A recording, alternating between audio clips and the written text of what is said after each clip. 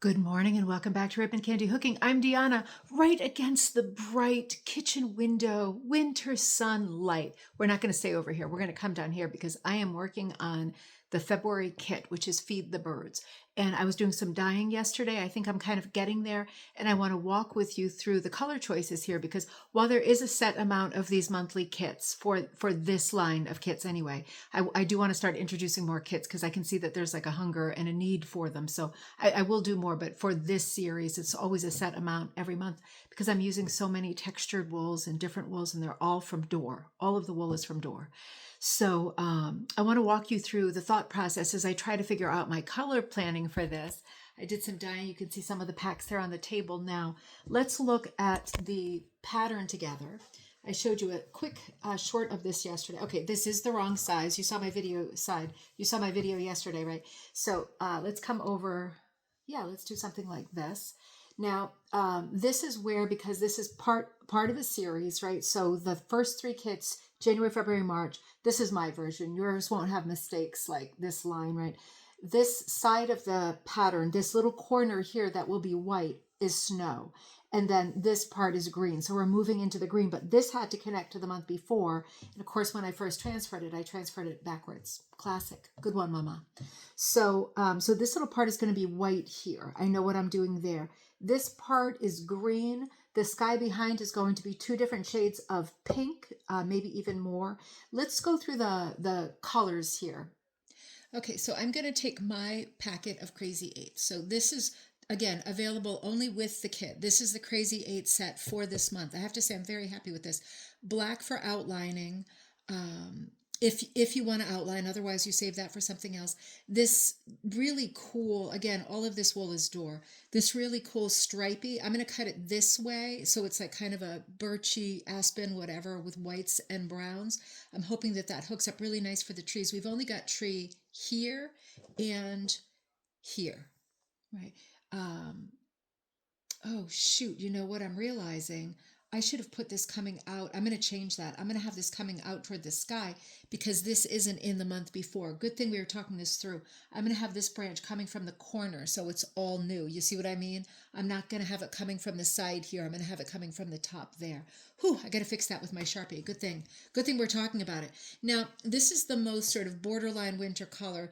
Most of my colors for these sets are mottled, you know, more or less different colors. I'm not stirring it and agitating it. They're mostly mottled. This one is kind of two colors of terracotta or rust. That's going to be her little bolero jacket. So I'm probably going to use the darker values to do a little bit of outlining, or I could use my black for outlining, and the lighter ones for the vest, right? So this is the most sort of winter warm color that we've got going in this set, that kind of terracotta color.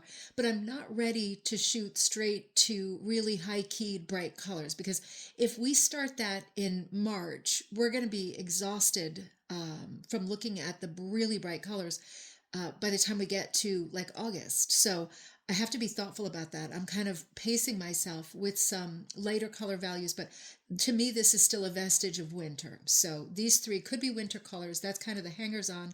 This is an interesting one. This is like kind of a watermelon color. Now, this is also Door wool. This is like a Donegal 100% wool.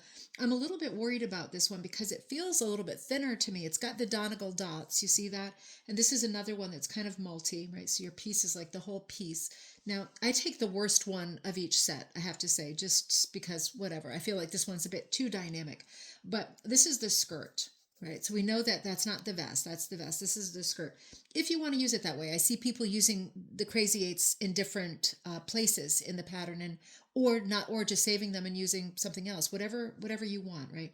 So I think with this one, and I know because it's not a straight wool, right? I know that it's a wool like this plaid one that has texture, and it could be a bit of a, you know what, to hook. I'll have to see.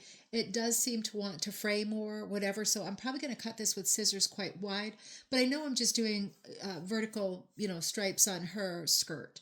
So I'm not going to overthink it or over worry it. I really like the spotted look because it looks like a tweed. And I feel like she would be wearing that in March, like a nice tweed skirt. These two colors are a little bit different. One of them is more, and again, occasionally a little blotch hits, right? So I keep the ones that are like the worst of each set, but occasionally a little blotch hits from dying and something doesn't exhaust. If that happens, if you have a little blotch, you can always flip it over or just work it in, right? These are all hand dyed pieces. I'm going to have that little blotch. When those things end up on the top, I honestly, it's not just that I don't care. I almost prefer it because it creates a little bit of interest and variety.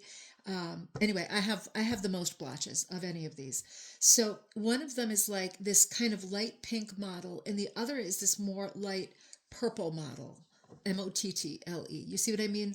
They're a little bit off in terms of being different from each other. This one is more pinky, and this one is more a little more purpley, more gray. So these are the sky colors, and I'm going to see if these two alone are going to be enough. And if they're not, I'm going to add more strips supporting it. So when I have it folded into quarters now. Usually for me, it's about a quarter that it hooks.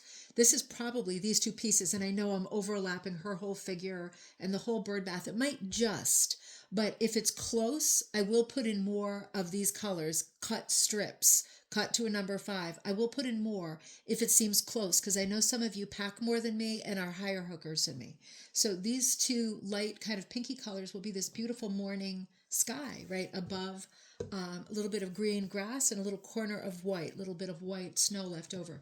And these are the two greens. It's actually the same color. So I've got one over dyed, again, all door, one that's kind of solid, right, except for the little blotches, and uh, plaid over dye. So this is the same color, but you can see when you're playing with them together, it's going to create a little bit of movement in the ground. So that's going to be this mound of ground that she's on. I'm going to hook the prototype, so I don't send this out until I'm done hooking. But that's going to be the placement of these 8 colors. So I'm going to start doing that tonight when things wind down and I'm finished with the other patterns and I've picked the kids up from school, and maybe I've lifted some weights and done all of my to-do list of the day, all the stupid things that stop me or prevent me from sitting down and hooking. But once I do sit down and hook, I'm going to be cutting these up with scissors. Maybe I'll cut some with my Bliss number 5 that are on there, but mostly I cut with scissors because these are more primitive. Now, after I get done thinking about these colors, I haven't gotten that far with thinking about other stuff. I do know that this color is, there's 2 dogs, right? Laundry and lint ball. So one of the colors is laundry, and they're pretty identical, the dogs, and the other one is lint ball. And those are those 2 kind of brownish colors, which I think go well with these as well. Right? You know what I mean? Like this to me is like, is it spring? Is it getting to be? It's beginning to look a lot like springtime. So this to me all fits, but we might need a little bit of bright. And like I just said, I'm not going to use any highly keyed colors. Well, there's going to be one exception. I've got to get some yellow in there because I just feel not a ton, not going off the rails, right? Not stepping out of the lane, because March is still considered, we still have what, 2.5 weeks before spring.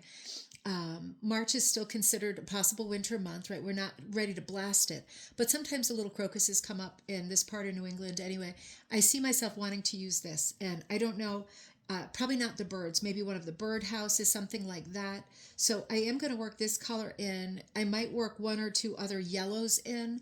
So if you can picture these, she's more of like a gray color. I should have brought hers. That one's in the basement. She's more of a gray color. Really nice light gray, like a dove gray. But I think I might be looking to work in, this is the brightest, but some lighter values of yellow or mustard, just to kind of warm it up a little bit as we exit the snow down here. So that's what I'm working on. It might be that I use bright colors for the 3 birdhouses. We'll have to see how it goes until I get the colors in place, and I am happy with the set, with this set, and with the colors that are going to come into it automatically. I'm going to see how the rest of it goes, if I want like a white bird bath, or we'll have to see how it goes. We don't have to use literal colors for anything, right? We could use bonkers colors. So, and of course the birds are up for grabs too. It might be that I put a cardinal in or a jay. We'll have to see how it goes. I don't want it to be completely cuckoo, because again, I feel like if it's just too colorful in general, that it's going to look more like a late spring or summer palette, and I don't want to do that yet. So let's see how it goes. I'm going to try to tap the brakes a little bit with the color palette, because you know how much I love to do brights, but I'm going to get started on this tonight. I'll have it done in a couple of days, and then I'll put this up, and I will contact the people first who have the sort of subscription thing going, where the hellbent people who have to, or are going to have all 12 of these no matter what as kits. Those people I will contact first, and there will always be some left over, but not tons. So I'll remind you about that later. And I am thinking about putting more kits out because I can see that, again, there is like a supply and demand problem with kits. But here comes March, feed the birds. And yeah, I'm really looking forward to making it. I'm hoping that you're looking forward to making it, and I will show you my progress as it evolves. I will see you next time at Ribbon Candy Hooking.